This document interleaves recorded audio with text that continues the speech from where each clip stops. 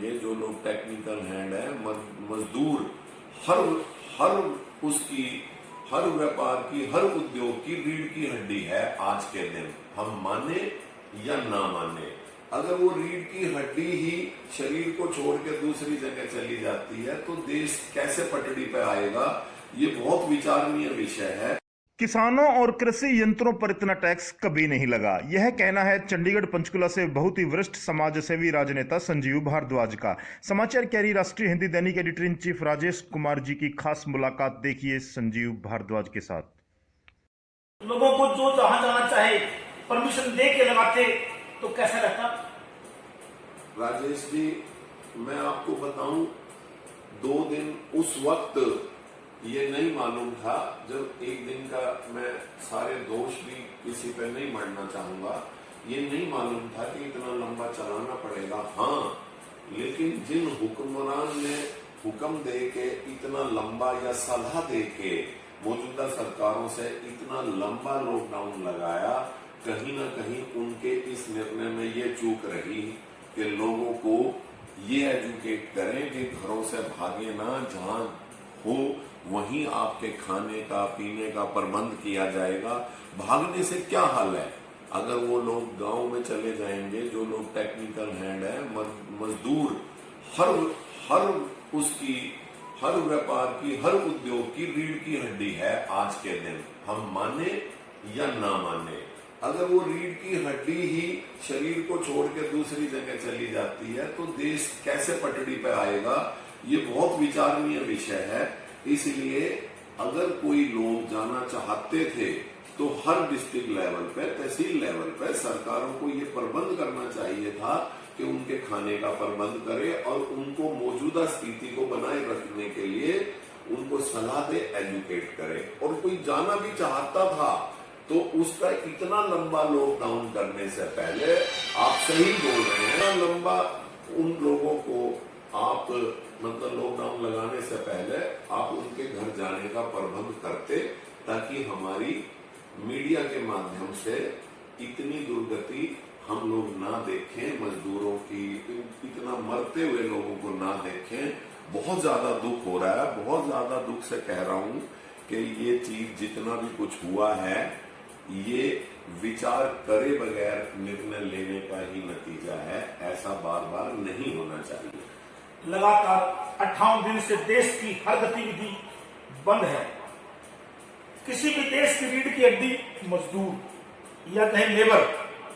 अब हमारे देश का लेबर वर्ग ही विकसित है, परेशान है। वो लोग पहले अपने घर छोड़कर शहरों में उद्योगों में काम के लिए आए थे, उनके दम पर ही उद्योग धंधे, खेतीबाड़ी चल रही थी। अब वो अपने प्रदेशों को, अपने घर को लौट गए हैं। इस बात का हमारी आर्थिक हालात पर कितना प्रभाव पड़ेगा? संजीव भारद्वाज जी, आपके विचार।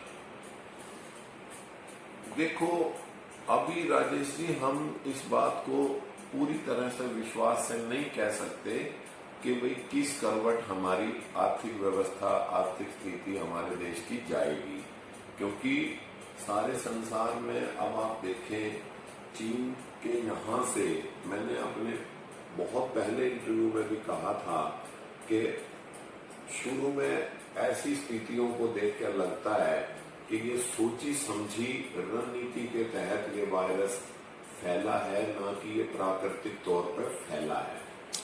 पर आज की जो हम मौजूदा आर्थिक स्थिति का अगर आंकलन करें तो आज अगर मैं व्यक्तिगत अपनी राय दूं, उसके मुताबिक मुझे लगता है कि जिस तरह से मजदूरों का अपने गांव में लौटना जारी है, अपने घरों में लौटना जारी है, तो ये जो हमारे उद्योग धंधे हैं, कहीं ना कहीं ये बहुत बुरी तरह से हिट होंगे और पूरे प्रॉपर वे में भी आने में इनको काफी समय लगेगा, जिससे देश की अर्थव्यवस्था एक बार काफी नीचे के स्तर पर आएगी। आगे क्या होगा ये भगवान जानता है, और उसके अलावा जो लोग ये सारी रणनीतियां या सारी नीतियां बनाते हैं वो लोग जानते हैं। मैं एक आम आदमी की हैसियत से कहना चाहूंगा कि इस वक्त बहुत हर आदमी 135 करोड़ जनता डरी हुई है कि देश की आर्थिक स्थिति बहुत खराब होगी। आप इसका नतीजा आप देख लो, मार्केट के अंदर, हॉस्पिटल्स के अंदर, स्कूल, कहीं भी आप देख लो, आम आदमी सिर्फ या तो खाने पीने की चीजों को खरीदता है, या दवाइयों को खरीदता है, या डेली रूटीन में जो उसका राशन है वो खरीदता है, और बाकी सारे धंधों के अंदर कोई खरीद फरोख्त नहीं है, कोई वो नहीं है। तो इसमें हम क्या समझ सकते हैं, सारा बिजनेस एक बार बिल्कुल धरातल को छुएगा। इससे बचने के लिए लोगों को एजुकेट करके, साथ ही साथ के इस लॉकडाउन को चलाने से, इसको करने से क्या नतीजे आएंगे, लोगों को समझाएं, प्रोत्साहित करें कि ऐसा कुछ नहीं होगा। हम उम्मीद करते हैं कि लोग समझेंगे और करेंगे। अभी मुझे नहीं लगता कि अर्थव्यवस्था बहुत अच्छी होने वाली है, बहुत नीचे स्तर पर जाएगी। अर्थव्यवस्था अगर गिरेगी तो सरकार को टैक्सेस लगाने होंगे, अनावश्यक और बोझ डालना होगा। तो मेरा ये मानना है कि सरकार को सबसे पहले जो राजनीतिक सरकार पर बोझ बने हुए हैं, जो एक राजनेता जो कि चुना गया है, चयनित है, विधायक, पूर्व विधायक, सांसद, वर्तमान सांसद, पूर्व सांसद, जो सरकार के कंधों पर जी रहे हैं, सबसे पहले उनके खर्चे कम किए जाएं। सरकार को अपने खर्चे कम करने चाहिए, उसके बाद ही जनता पर कोई टैक्स या कोई खर्चा डालना चाहिए। आपके विचार क्या है? राजेश जी, मैं एक आम आदमी की तरह अगर व्यक्तिगत तौर पर सोचूं तो मेरा मानना ये है कि भाई जो टैक्सेस सरकारें लगाती हैं या देती हैं, कोई व्यक्ति अपनी जेब से कोई चीज नहीं देता, लेकिन हमें वर्गों को, अपनी सारी जनसंख्या को वर्गों में बांट के सोचना चाहिए कि कौन सा टैक्स ज्यादा इंपॉर्टेंट है और कौन व्यक्ति दे सकता है। हम एक तरफ सोच के सारे वर्गों को उन टैक्सेस में, मैं आपको उदाहरण के तौर पर समझाऊं, मौजूदा सरकारों ने कृषि को, जो आज तक देश आजाद होने के बाद आज तक कृषि की किसी भी, क्योंकि हमारा देश कृषि प्रधान देश है, आज तक कृषि के किसी भी उपकरण पे या कृषि के किसी भी दवाइयों पे जो कृषि में यूज होती हो, कभी कोई टैक्स नहीं लगाया गया था। लेकिन आज वो भी चीजें अनछुई नहीं रही हैं मौजूदा सरकार ने। तो मैं आपके समाचार क्यारी चैनल के, वेब चैनल के माध्यम से कहना चाहूंगा, सरकार से आग्रह करना चाहूंगा कि पूरी जनसंख्या को वर्गों में बांट के उन लोगों पर टैक्स लगाएं जो लोग देने में सक्षम हो। अब आप देखें, सिर्फ और सिर्फ आंकड़ों के मुताबिक जो कर्मचारी हैं वही 70% 75% टैक्सेस देते हैं।